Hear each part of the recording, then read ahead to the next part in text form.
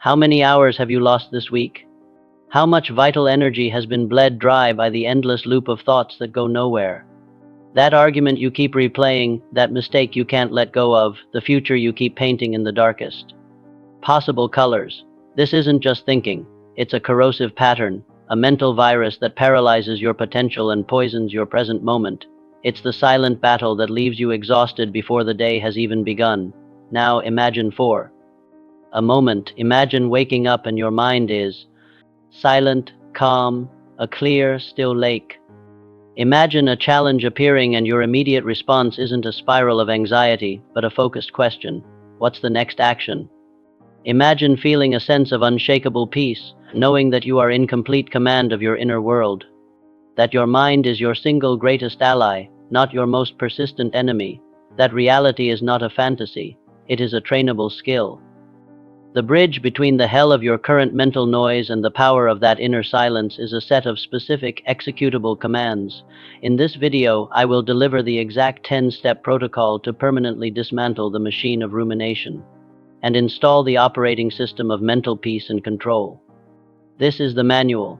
This is your moment of decision. Are you a spectator or a warrior? If you are ready to forge this new reality, then commit to your training, subscribe and activate notifications. This is your contract with yourself. The work starts now. You believe this is just who you are. This pattern of overthinking, this constant mental churn, you've accepted it as a personality trait, a permanent fixture of your identity. You tell yourself, I'm just an anxious person, or I've always been a worrier. That is the first lie the pattern tells you to ensure its own survival. It convinces you that it is you. Let's be clear, rumination is not a flaw in your character. It is a flaw in your training.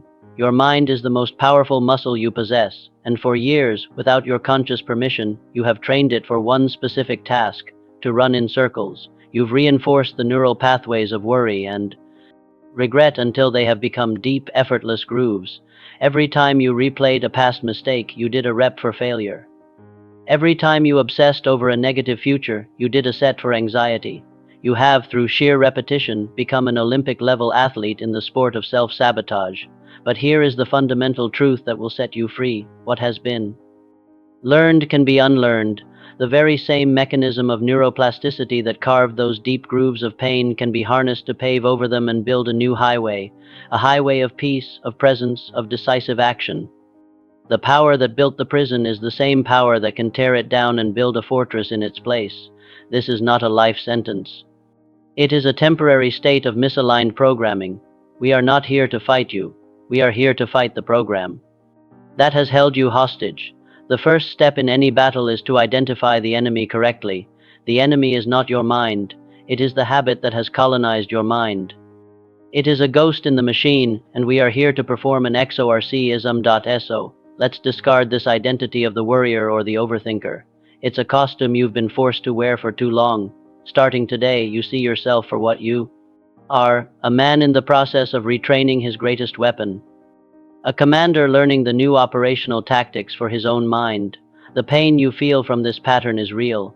It drains your vitality, it steals your joy, it makes you doubt the very core of your own strength.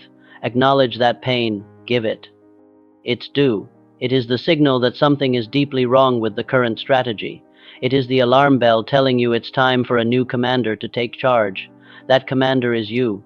The training for this new role, your rightful role, begins with this understanding. The old software is being flagged for deletion.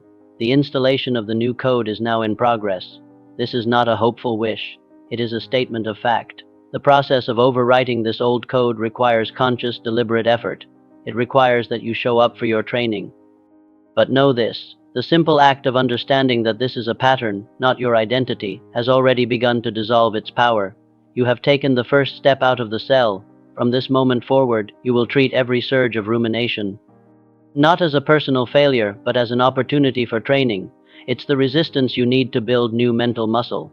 It is the signal that it's time to execute a new command. Let's get to work. The fundamental error that fuels the entire engine of rumination is a case of mistaken identity. You believe that you are your thoughts. You think that every random, fearful, or angry thought that flashes across the screen of your mind is a true and accurate reflection of who you are and what your reality is. This is the central illusion. Imagine you are sitting on the side of a busy street. Cars of all kinds are driving by. Some are fast and flashy, some are old and loud, some are garbage trucks. The thoughts in your mind are exactly like those cars. They are just traffic. They are not you. You are the observer sitting on the curb. You don't have to jump into every car and go for a ride. This is the principle that will become your shield. There is a space between you, the conscious observer, the commander, and the noise of the mind. Finding and expanding this space is the first act of liberation. It's the realization that you have the power to simply watch the thought traffic go by without getting run over by it. Your practical action, your first drill, begins now. For the next 60 seconds, just close your eyes and observe as a thought comes, and it will simply label it. Don't engage, don't fight it, just label it. Thinking, worrying, remembering, judging. That's it. You are not the thought. You are the one who notices the thinking. This simple act is revolutionary. It creates a microsecond of separation. In that sliver of space, freedom is born.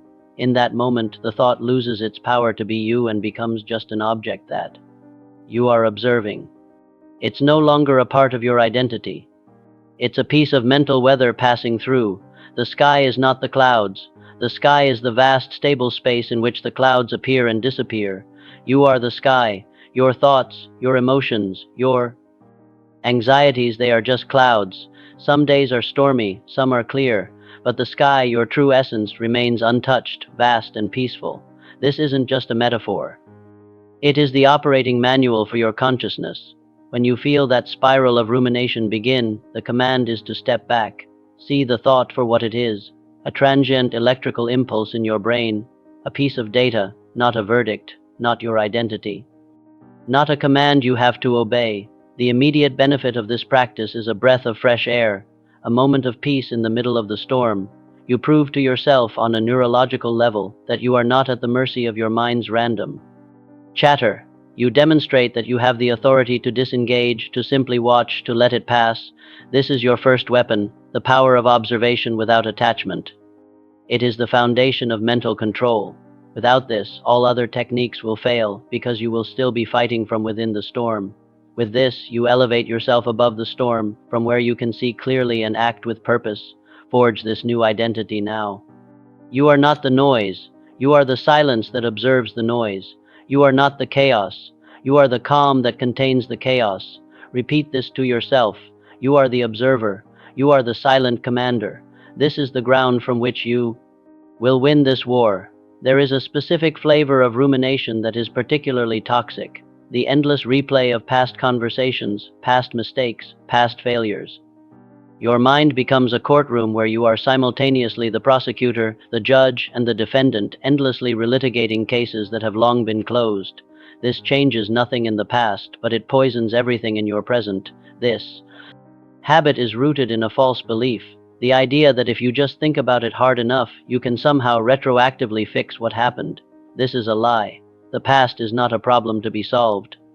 It is a lesson to be integrated. Your rumination is not fixing it. It is just re-inflicting the pain over and over again, keeping the wound fresh. The great American president, Abraham Lincoln, faced unimaginable failure, loss, and criticism. His strength was not in never making mistakes, but in his ability to extract the lesson and move forward without being anchored to the failure. He treated the past as a source of data for future decisions, not as a cage for his present mind.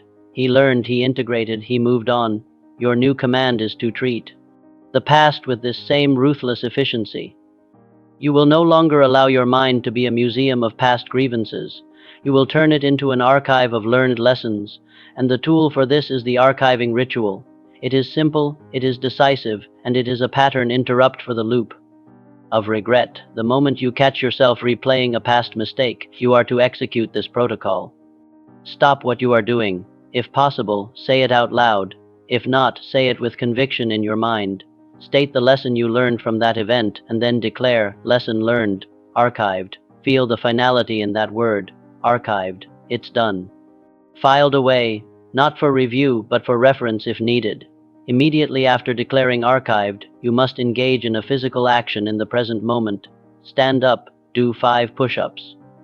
Wash the coffee cup on your desk. Organize the 3 items closest to you. The physical action is critical. It yanks your brain out of the abstract world of past regret and anchors it violently in the tangible reality of the now. This ritual, practiced consistently, forges a new neural association. The trigger of a past memory will no longer lead to the well-worn path of rumination. Instead, it will trigger the new pathway, acknowledge the lesson, declare it closed, act in the present. You are conditioning your mind to associate the past with closure, not with a continuous loop. This is an act of profound self-respect. You are refusing to allow the man you are today to be tormented by the actions of a man from yesterday who knew less than you do now. You are honoring the lesson by refusing to endlessly repeat the pain of learning it. You give the past the respect it deserves, and then you turn your face to the future. You are no longer the curator of your own failures. You are the archivist of your lessons. Your mind is not a graveyard of past mistakes. It is a library of strategic intelligence. This is the identity you will build with every execution of this ritual. Lesson learned, archived. Now act. Here is your first live fire exercise. Bring to mind one mistake from this past week that has been taking up space in your head. Identify the single lesson it taught you. Now declare it. Lesson learned, archived. And then stand up. Right now, just stand up. Feel the shift. This is your new protocol. This is your power. The second great engine of rumination is the obsession with the future, specifically the relentless creation of negative scenarios. Your mind becomes a horror movie director, scripting the most catastrophic, embarrassing, and painful outcomes for every upcoming challenge. This is not preparation. This is self-inflicted psychological warfare. You must understand a fundamental truth. Your imagination is a tool. It is neutral. It has no inherent bias toward positive or negative. The fact that you can so vividly imagine disaster is proof of the power of your imagination. You are simply using this incredible tool against yourself. Anxiety is a profound misuse of your creative imagination.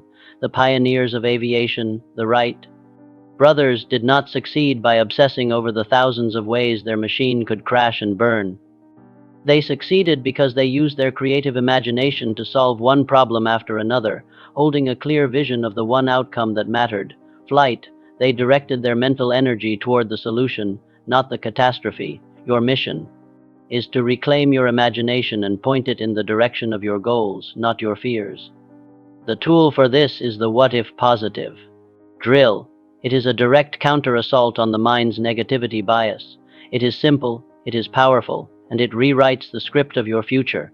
The protocol is as follows. The very moment you catch your mind asking, "What if I fail?" or "What if it all goes wrong?" you must immediately and deliberately interrupt. You will stop that question and counter it with 3 positive alternatives. For every 1 negative what if, you will generate 3 positive what ifs. For example, the mind whispers, "What if I get rejected?" You counter, out loud if possible, "What if they say yes?" "What if this is easier than I think?" "What if this rejection is the exact event that leads me to an even better opportunity?" You flood the zone. You overwhelm the single negative data point with a wave of positive possibilities. This is not about lying to yourself or engaging in blind optimism. It is about restoring balance to a system that has become dangerously biased toward the negative. It is about training your brain to see that positive outcomes are just as possible, if not more so, than the negative ones it has been conditioned to expect. Think of it as mental weight training. Your mind has been doing endless curls with the weight of fear. Now you are forcing it to lift the weights of possibility, of success, of opportunity. At first, it will feel difficult and unnatural, but with repetition you build new muscle. You build the habit of considering success. This practice systematically dismantles the architecture of anxiety. Anxiety thrives on the unquestioned belief in a negative future. By deliberately questioning that future and proposing powerful alternatives, you starve the anxiety of its fuel. You introduce doubt into the certainty of failure. Execute this drill. Now, what is one future event that is causing you anxiety? Identify the negative what if that your mind is attached to. Now, stop. create 3 positive what-ifs, write them down, say them out loud. Feel the shift in your energy as you force your mind to explore the landscape of success. This is you taking command. A small mistake occurs, a misspoken word, a flawed decision, a missed deadline. For the ruminating mind, this is not just an event. It becomes a final verdict on your character and your capability. The single data point of "I made a mistake" is instantly extrapolated into the crushing identity of "I am a failure." This is the logic of self-destruction. This is a catastrophic failure of analysis. It is allowing emotion to corrupt pure data. An error is nothing more than feedback. It is a piece of information from the world telling you that a specific action produced an unexpected result. That is all. It is not a judgment on your worth as a man. It is simply data. Thomas Edison, in his quest for the electric light bulb, famously encountered over 10,000 failures. When a reporter asked him how it felt to fail so many times, he reframed the entire concept. He said, "I have not failed. I've just found 10,000 ways that won't work." He never attached the outcome of the experiment to his identity. He treated every failure as a new piece of valuable data that got him one step closer to the solution. This is the mindset you will now install.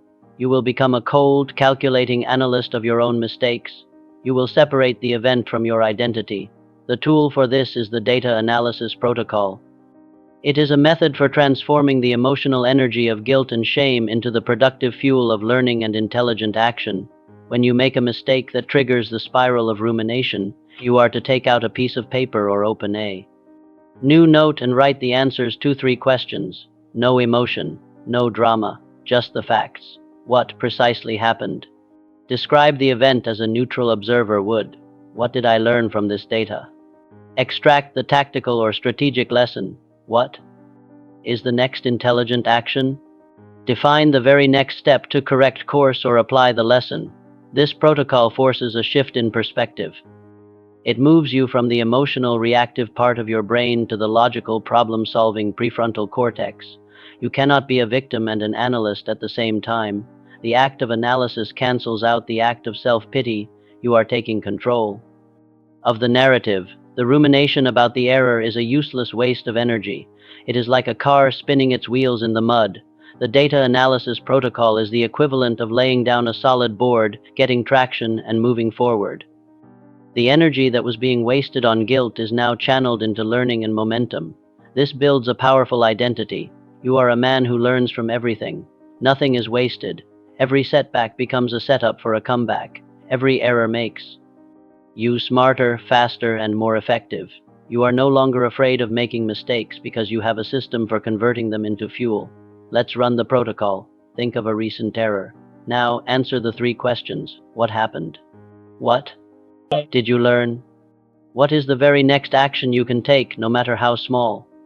The clarity you feel in this moment is the antidote to the chaos of rumination. You are now in command. This is how you build an unbreakable foundation of self-trust. You prove to yourself time and time again that you can handle mistakes, that you can learn and adapt. The fear of failure dissolves when you realize that failure is just another word for data. Topic 6. The body as anchor. Breathing to cut the noise. Your mind and your body are not separate entities. They are a single, interconnected system. When your mind is racing with anxious thoughts, your body reflects it. Your breathing becomes shallow and rapid. Your shoulders tense. Your heart rate increases. This physiological state of anxiety then sends a feedback signal to your brain, confirming that there is indeed a threat, which in turn creates more anxious thoughts. This is the doom loop. To break this loop, you do not attack the thoughts directly. You seize control of the system at its most accessible point, your breath. You cannot be in a state of deep physiological relaxation and high mental anxiety at the same time. The 2 states are mutually exclusive. Your breath is the remote control for your nervous system. Consider the elite sniper. In a moment of extreme pressure, with the fate of a mission on the line, he does not let his mind spiral. He controls his breath. His breathing becomes slow, deliberate, and rhythmic. By commanding his body into a state of calm, he commands his mind into a state of absolute focus. He uses a physical anchor to create a mental state. This power is available to you at any moment. Your tool is the square breathing technique. It is a physiological pattern interrupt. It is simple to learn and can be deployed anywhere, anytime, to immediately cut through the noise of rumination and anchor you in the present moment. It is your emergency brake for a runaway mind. The technique is this: inhale through your nose. For a count of 4, hold your breath for a count of 4. Exhale completely through your mouth for a count of 4. Hold the empty state for a count of 4. That is one cycle. 4 seconds in, 4 seconds hold, 4 seconds out, 4 seconds hold. A perfect square when you feel the wave of rumination or anxiety begin to build. Your command is to execute 3 cycles of square breathing. The mind cannot focus on its catastrophic fantasies and the precise rhythm of your breath at the same time. It is forced to drop the anxious thoughts to focus on the physical task at hand. This is not a distraction. It is a recalibration. You are using a conscious physical rhythm to override the chaotic unconscious rhythm of anxiety. You are reminding your body, and therefore your mind, that you are safe and you are in control. The signal of danger is replaced by a signal of deliberate calm. This is an immediate, tangible tool. You don't have to believe it will work. You just have to do it. The physiological effect is non-negotiable. You are taking direct manual control of your autonomic nervous system. You are proving to yourself in real time that you are the commander of this system. Practice it now, wherever you are. Stop reading and complete 1 cycle. Inhale, 2, 3, 4. Hold, 2, 3, 4. Exhale, 2, 3, 4. Hold, 2, 3, 4. Feel that. That is the feeling of control.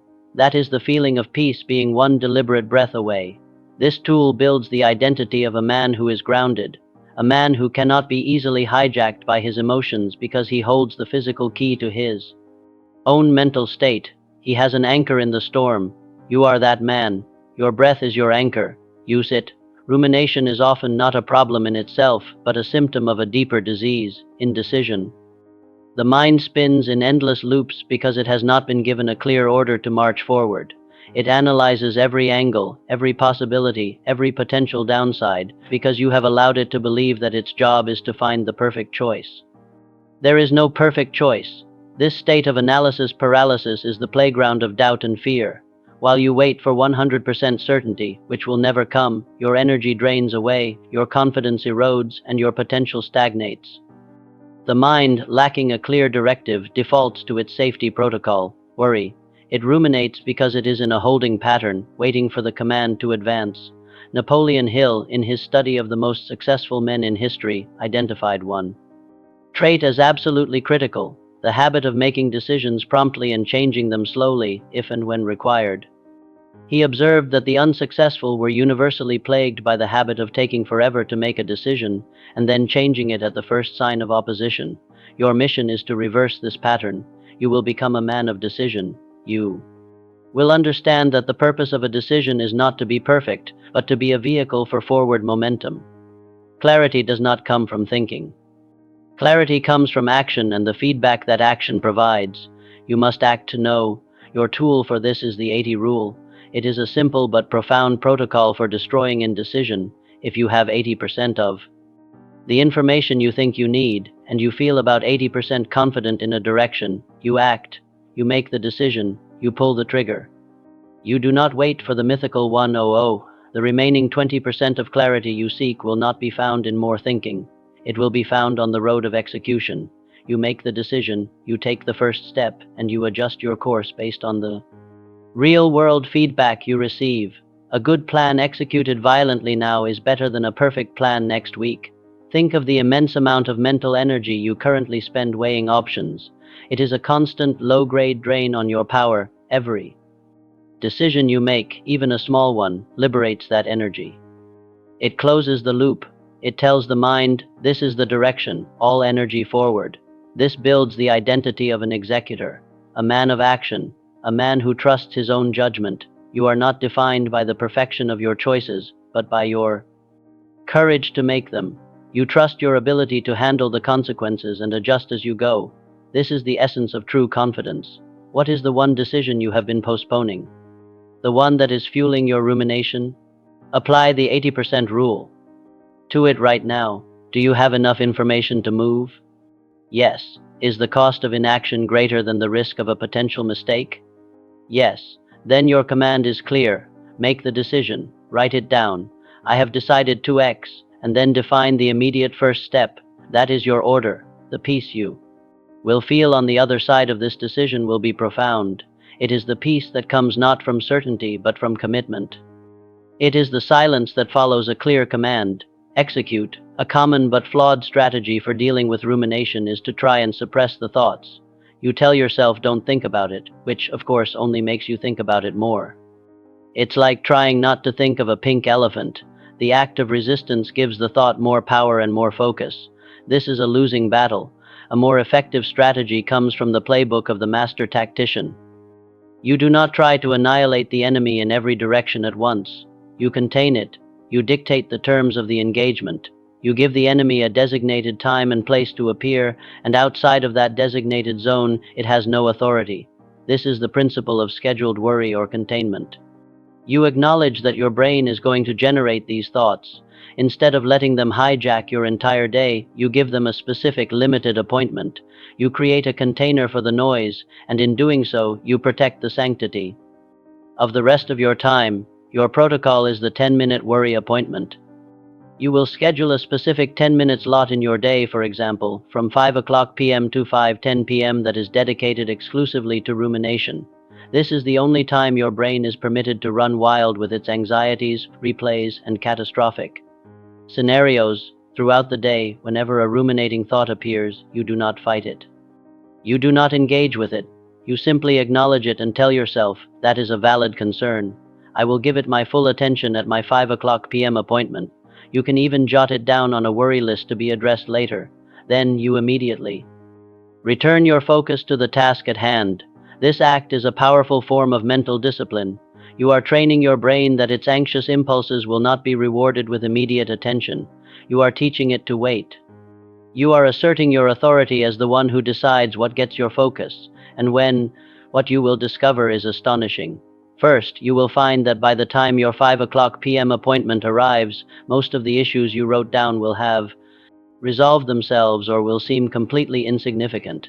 The urgency of the thought was an illusion, and delaying the gratification of worrying exposes that illusion. Second, for the issues that remain, you will be addressing them from a position of control, not reaction. You are choosing to think about them, which is a world away from being hijacked by them. You can analyze them logically within their container, and when the 10 minutes are up, the session is over. You move on. This builds the identity of a man who is the master of his own focus. His mental workspace is not constantly interrupted by random, intrusive pop-ups of anxiety. He has a firewall. He has a system for managing mental traffic. His mind is a tool he directs, not a wild beast he is constantly trying to tame. Set your appointment now. Choose a 10-minute slot that works for you. For the next 24 hours, practice this protocol. When the thought comes, postpone it. I will deal with you at my scheduled time. Feel the liberation of taking back control of your own timeline. You are the one who sets the schedule. You are not an isolated entity. Your mind is a highly sensitive instrument that is constantly absorbing and reacting to the energy of its surroundings. A chaotic, cluttered, and noisy external environment will inevitably create a chaotic, cluttered, and noisy internal environment. Rumination thrives in disorder. You may believe your mental struggles are entirely internal, a private war fought within the skull, but you are ignoring a critical front in this war, your physical and digital space. If your desk is a mess, your phone is a constant barrage of notifications, and your news feed is a fire hose of outrage and negativity, you are actively supplying your rumination with ammunition. A master strategist understands the terrain. He knows that a well-prepared fortress is half the battle won. He doesn't just train his soldiers. He builds high walls, digs deep moats, and controls who and what gets through the gate. Your environment is your fortress, and you must become its architect and its guard. Your mission is to consciously engineer your environment to support a state of mental peace and focus. This is not about retreating from the world. It is about creating a sanctuary from which you can engage with the world from a position of strength, not reactivity.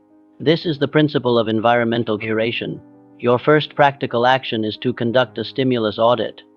For the next 24 hours, be ruthlessly aware of what you are feeding your mind. What are you reading? Who are you listening to? What notifications are interrupting your focus? Each one is either building your fortress or tearing it down. The protocol is one of subtraction and fortification. First, kill the noise. Go into your phone settings and turn off every single notification that is not mission critical from another human being. The chime of a social media like is a sniper shot to your focus. Eliminate it. Unfollow accounts that thrive on outrage and fear. Second, bring order to your physical space. A cluttered desk is a cluttered mind. Take 10 minutes right now and clear your immediate workspace. The simple act of creating physical order sends a powerful signal of calm and control to your brain. Your office, your room, your car, they should be sanctuaries of purpose, not monuments to chaos. This curation extends to your associations. Napoleon Hill called this the mastermind principle. You become the average of the people and ideas you surround yourself with. If you are surrounded by complainers and cynics, their mental static will infect you. Seek out those who embody the focus and discipline you wish to cultivate. This builds the identity of a man who is the deliberate architect of his own reality. He understands that his power is finite and he refuses to waste it by reacting to meaningless stimuli. He protects his focus as his most valuable asset. He creates an environment where it is easier to be calm and focused than it is to be anxious and distracted. Look at your phone right now. Pick one app that bombards you with useless notifications and disable them. Now look at your desk. Remove one item that doesn't need to be there. This is the beginning.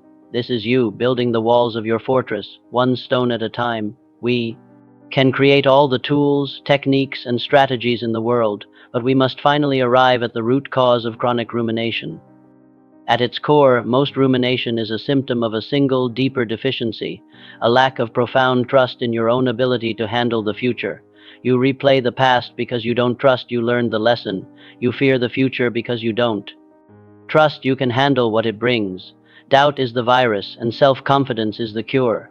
Not arrogance, not ego, but a quiet, deep, bone-deep certainty that no matter what happens, you will be able to handle it.